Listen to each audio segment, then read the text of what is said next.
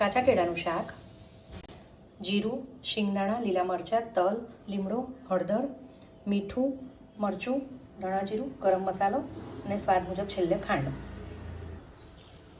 જીરું સરસ થાય એટલે એમાં શિંગદાણા અને મરચાંને શેકી લેવાના છે પહેલાં.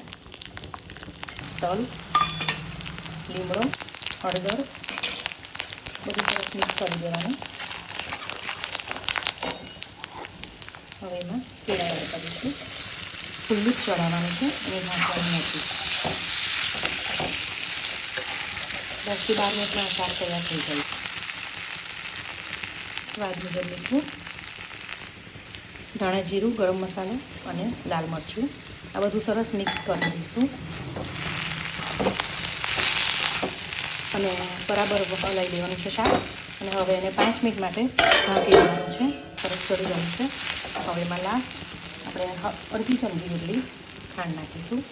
ધાણા તૈયાર છે કાચા કેળાનું શાક.